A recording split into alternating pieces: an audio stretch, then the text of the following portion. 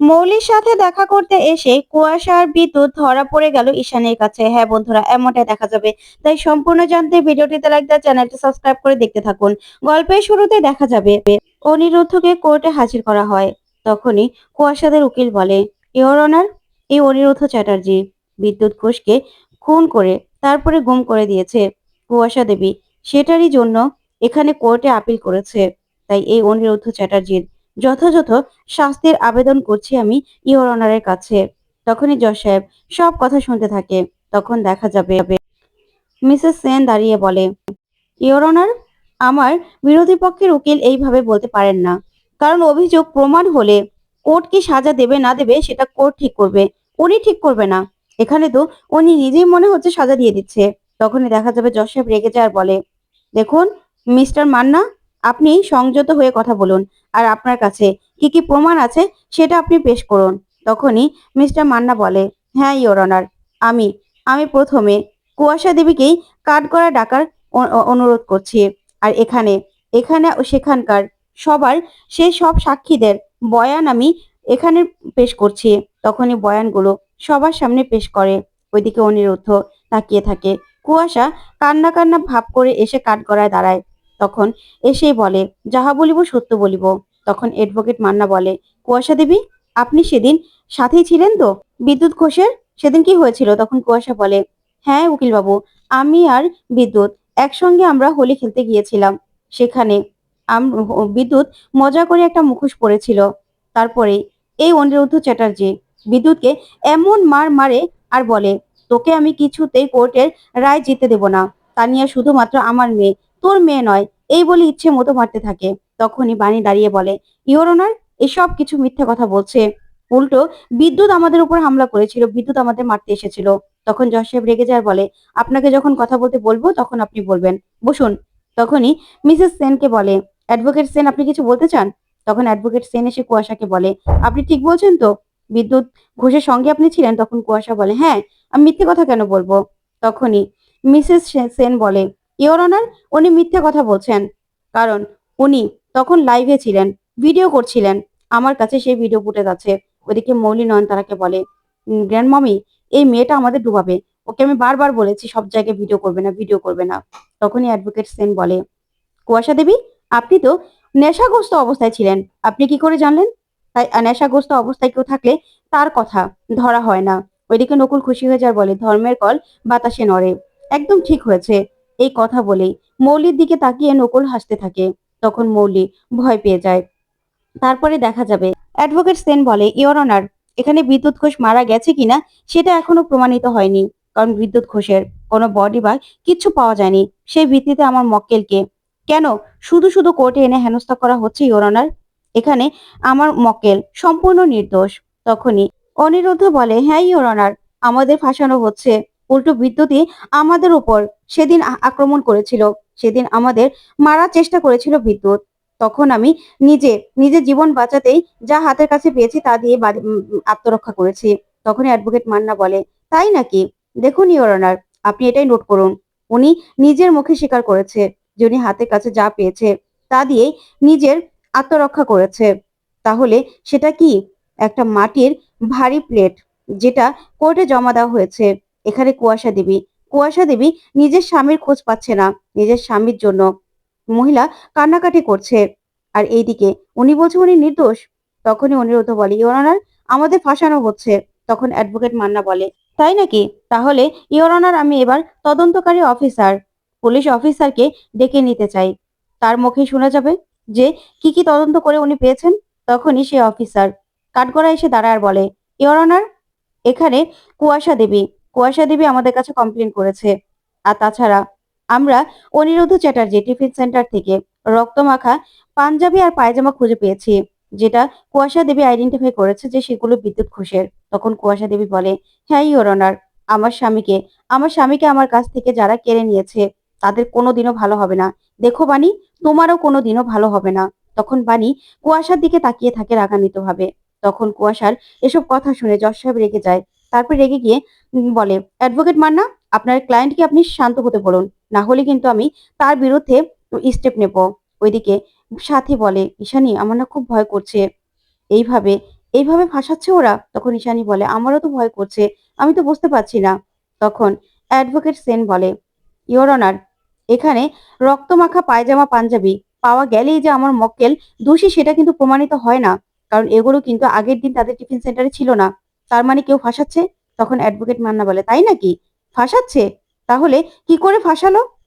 উনি উনি নিজেই বিদ্যুৎ ঘোষকে খুন করে কোথাও গুম করে দিয়েছে। তখন অনিরুদ্ধ বলে, না ইওর অনার, বিশ্বাস করুন, এই সব কিছু মিথ্যে, সবকিছু। বিদ্যুৎ সেদিন আমাদের উপর হামলা করেছিল, আমাকে আর আমার স্ত্রীকে মেরে ফেলার চেষ্টা করেছিল। এখানে এখানে যা বলা হচ্ছে সবকিছু সবকিছু বানানো, সাজানো। আমি নির্দোষ। তখন জজ সাহেব বলে, আপনি নির্দোষ কিনা সেটা তো কোর্ট বিচার করবে। তাই আজকের জন্য কোর্ট এখানে মুলতবি ঘোষণা করা হলো, পরের শুনানি পর্যন্ত। অনিরুদ্ধ চ্যাটার্জিকে কাস্টাডিতে রাখার আদেশ দিচ্ছে কোর্ট। এই বলেই জজ সাহেব চলে যায়। তারপর দেখা যাবে পুলিশ অনিরুদ্ধর কাছে যায় অনিরুদ্ধকে নিয়ে যাওয়ার জন্য। তারপর দেখা যাবে অনিরুদ্ধকে নিয়ে পুলিশ চলে যায়। ওইদিকে অ্যাডভোকেট সেন বাণীকে বলে, বাণী, একটা অনেক বড় প্রমাণ আমার হাতে এসেছে। দেখো, আমি কাউকে কিছু না বলেই মৌলি রয়ের ফোন রেকর্ড চেক করেছিলাম, আর সেখান থেকে বারবার করে একটা নাম্বার থেকে ফোন এসেছে। তখন বাণী বলে, এখানে তো 9টা নাম্বার নয়, এখানে তো 12টা নাম্বার। তার মানে বিদ্যুৎ নাম্বার পাল্টে অন্য কোনো নাম্বার নিয়েছে হয়তোবা। এই নাম্বারটা কার সেটা আমাদের দেখতে হবে। এই বলে চলে গেলেই তখন নয়নতারা মৌলি সবকিছু শুনে ফেলে। তখন নয়নতারা বলে, দিদি ভাই, ওই বিদ্যুৎ তো দেখছি আমাদেরকে ডুবাবে সেই ব্যবস্থা করেছে। তখন মৌলি বলে, সেটাই তো গ্র্যান্ড মামি, সেটাই তো দেখছি। তখন নয়নতারা বলে, বাড়িতে তো এখন কেউ নেই, ওদেরকে ডাকো, বাড়িতে এনেই তারপরেই ঠান্ডা মাথায় আমাদেরকে কথা বলতে হবে, বুঝতে পেরেছো? ডুবলেও ডুবতে দেওয়া চলবে না। তারপরে দেখা যাবে কুয়াশা আর বিদ্যুৎ সাদা শাড়ি পরে বাড়িতে ঢোকে। তখন মৌলি বলে, কি করেছো তোমরা? বারবার বলেছিলাম সাবধান হও, সাবধানে থাকো। এরকম একটা গন্ডগোল কি করে করলে? তোমার ফোন নাম্বার এখন তো চেক করা হবে। এখন বুঝতে পারছো, সবকিছু আমরা ধরা পড়ে যাব, ধরা পড়ে যাব। তোমরা ব্যবস্থা করো কি করবে। ওইদিকে দাদু গাড়িতে যাওয়ার সময় দেখে যে আরো কাগজপত্রগুলো নেয়নি। তখন দাদু বলে, কাগজপত্রগুলো তো নেওয়া হয়নি। তখন পিনাকি বলে, তাহলে কাগজপত্রগুলো বের করে নেওয়া যাবে না? তখন ঈশানী বলে, না, গাড়ি ঘোরাও, বাড়িতেই যাব। তখন গাড়িটা ঘুরিয়ে নেয়। ওইদিকে নয়নতারা বলে, শোনো, তোমাদেরকে যেরকম করে বলছি ওই অ্যাডভোকেটকে যে করে হোক মুখ বন্ধ করতে হবে। তখন বিদ্যুৎ বলে, ঠিক আছে, সেটা হয়ে যাবে। তখনই ঈশানী আসে আর এসে বলে, এগুলো কারা? তখন নয়নতারা বলে, আসলে বৌমা, ওরা হলো বিধবা সংস্থা থেকে এসেছে, ওদেরকে দান দক্ষিণা করে দিলাম। আসলে বিধবাতে খুব কষ্ট, ওদেরও খুব কষ্ট, সেই জন্য। তখন ঈশানী বলে, তাই নাকি? তখন নয়নতারা ওদের তাড়াতে চাইলেই ঈশানী সামনে এসে দাঁড়ায় আর বলে, দাঁড়াও, তোমরা কোন সংস্থা থেকে এসেছো কাগজপত্র দেখাও, না হলে তোমাদেরকে এখান থেকে আমি যেতে দেবো না, বুঝতে পেরেছো? তখন মৌলি বলে, মম, তুমি কি আমাদের সন্দেহ করছো নাকি? ওদেরকে যেতে দাও না।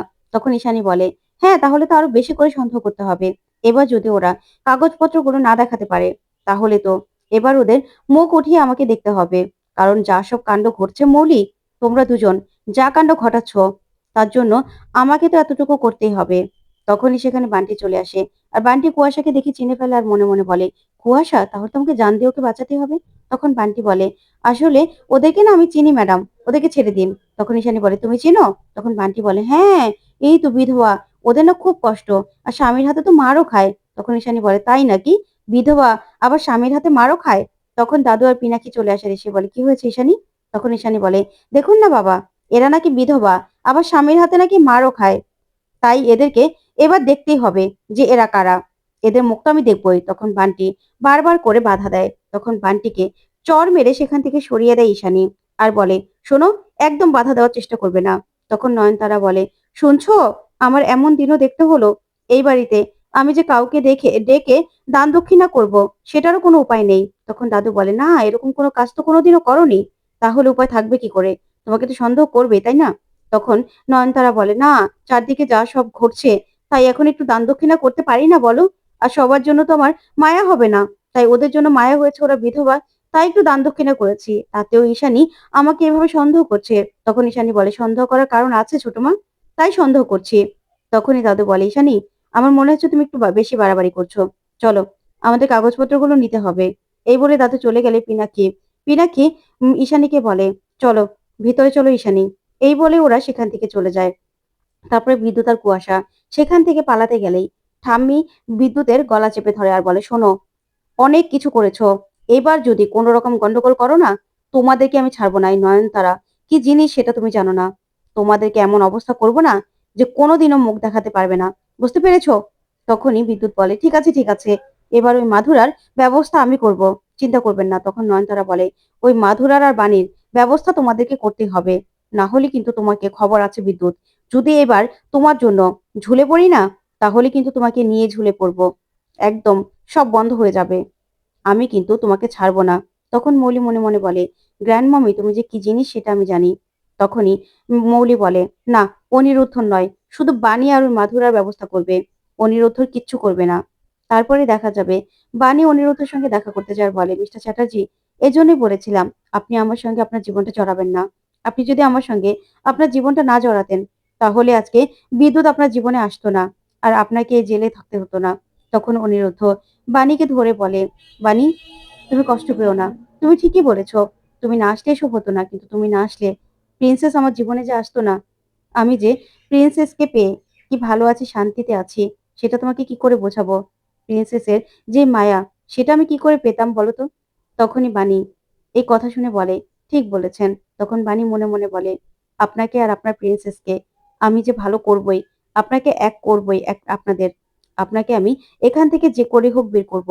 এই বলে বাণী সেখান থেকে চলে যায়। তো বন্ধুরা, কেমন লাগলো আজকের আপডেট কমেন্ট করে জানাও। ধন্যবাদ।